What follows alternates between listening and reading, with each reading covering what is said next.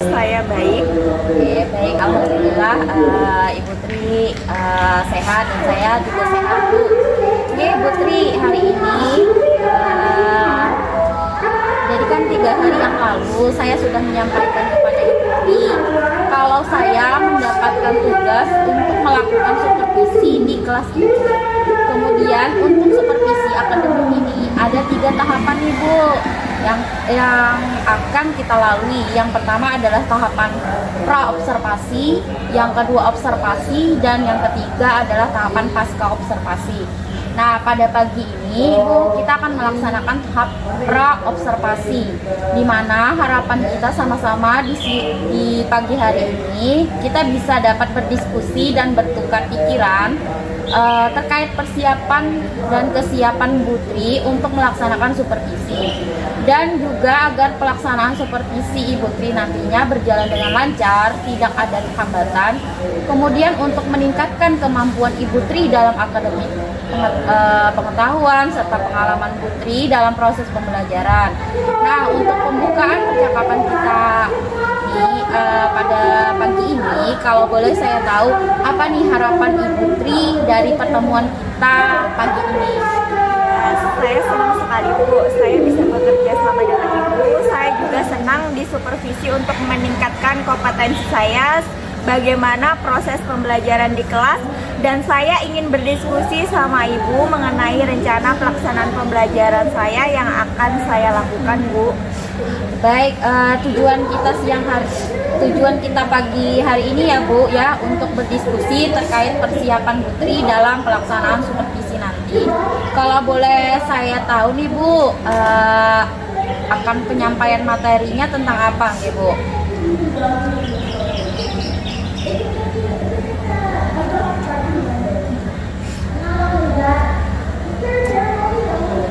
Kami akan belajar tentang bilangan bulat, jadi nanti kami akan belajar tentang materi bilangan bulat. Nih, Bu, jadi kan tujuan pembelajaran yang kira-kira yang ingin Ibu sampaikan apa kira-kira? Nanti siswa saya akan bisa membaca dan menulis dan membandingkan bilangan rasional. Peserta didik juga dapat menyelesaikan permasalahan yang berkaitan dengan bilangan bulat. Oke, baik, Bu. Luar biasa sekali. Nanti tujuan pembelajaran ini apa nih? Area yang dikembangkan kira-kira, Bu? Iya, seperti tadi kan tujuan pembelajaran saya yang pertama itu kan membaca dan menulis dan membandingkan bilangan rasional. Terus kedua, dalam tujuannya yaitu peserta didik dapat menyelesaikan permasalahannya yang berkaitan dengan bilangan bulat. Dengan ini pengamatan, nanti mereka melakukan pengamatan bersama kelompok mereka. Dengan begitu mereka belajar untuk berdiskusi, berkolaborasi dengan teman-temannya, bagaimana menjawab pertanyaan-pertanyaan dengan diskusi kelompok. Jadi ada kerjasama yang baik di antara temannya. Oke, jadi area yang Ibu kembangkan itu yang pertama adalah meningkatkan kompetensi siswa, yang kedua adalah supaya anak itu bisa berkolaborasi, saling berdiskusi antara satu dengan lainnya.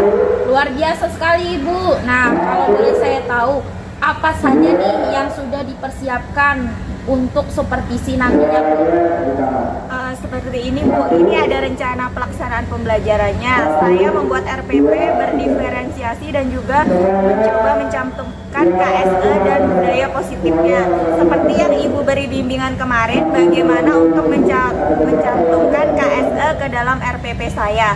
Selain RPP ini, Bu, saya juga menyusun LKPD yang saya buat di dalam ketiga kelompok.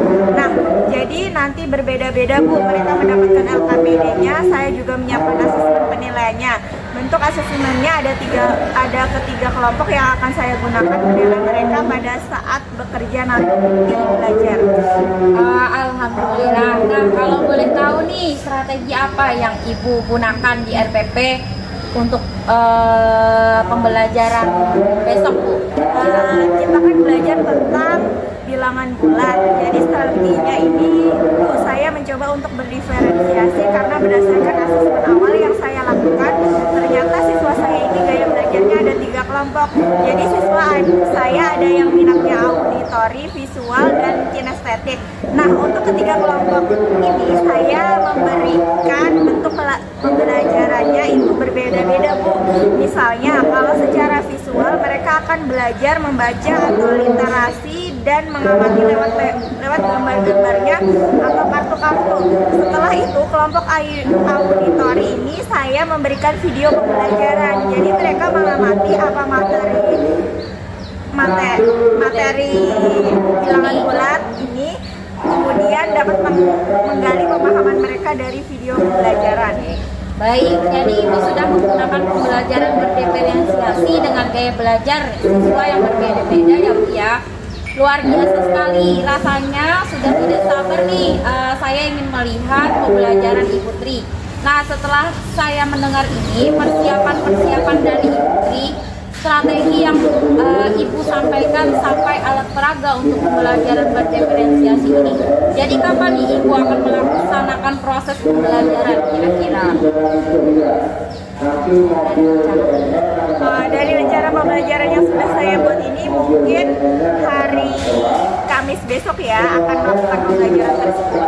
Ya, nah jadi besok kan sudah hari Rabu ya Bu ya.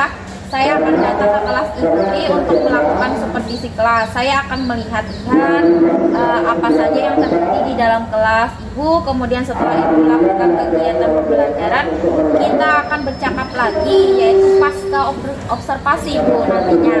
Sebelum kita akhiri, kira-kira apa yang Ibu dapat dari hasil percakapan hari ini?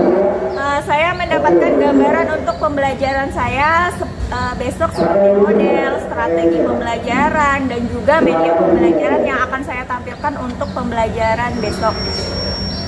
Baik Ibu, terima kasih Ibu Tri atas waktunya dan sudah bersedia untuk berbincang-bincang dengan saya di pra observasi ini. Sampai ketemu di kegiatan observasi kelas lusa ya Bu.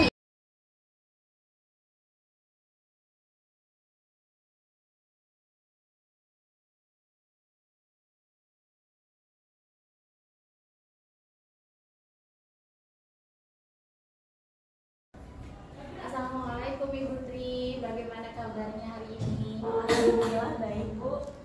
Oke, alhamdulillah baik.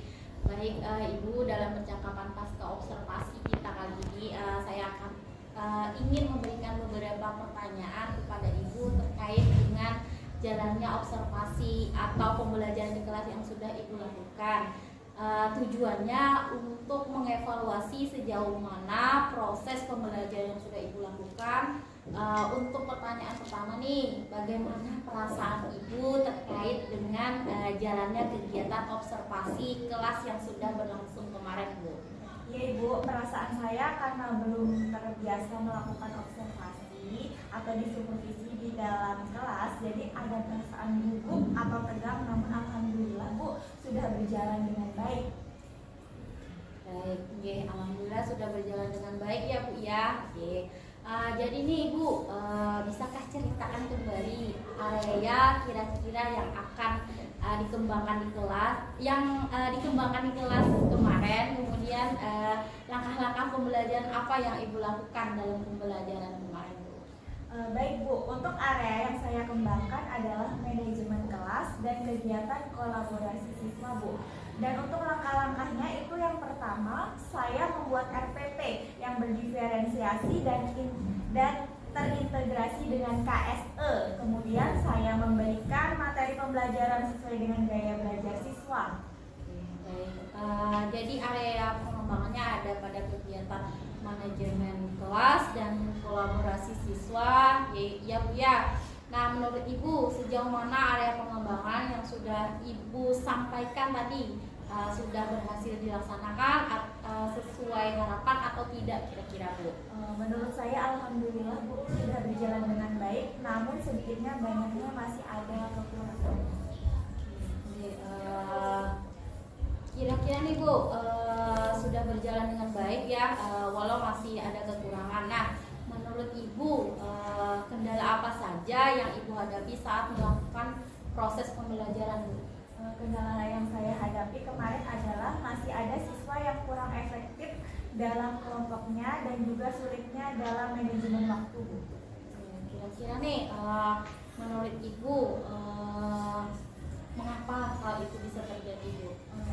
Hal itu bisa terjadi karena anak kurang aktif. Itu alasannya. Saya tanya ke siswa, ternyata dia belum sarapan sehingga mengganggu konsentrasi belajarnya.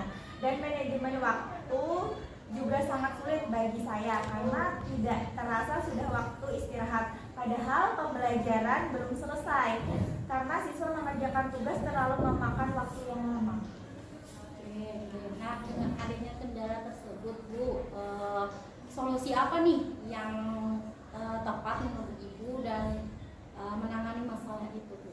Mungkin kalau dalam masalah anak belum sarapan sebelum berangkat ke sekolah, saya akan mencoba untuk menyampaikan kepada mereka pentingnya sarapan setiap pagi. Dan sebelum pulang sekolah, saya mengingatkan kepada siswa untuk besok harus sarapan dulu sebelum berangkat ke sekolah agar bisa konsentrasi dalam belajar. Nah, untuk manajemen waktu ini mungkin saya akan menentukan durasi pada setiap kegiatan yang disepakati bersama dengan siswa yang agar lebih efektif dalam manajemen waktu ini, Bu.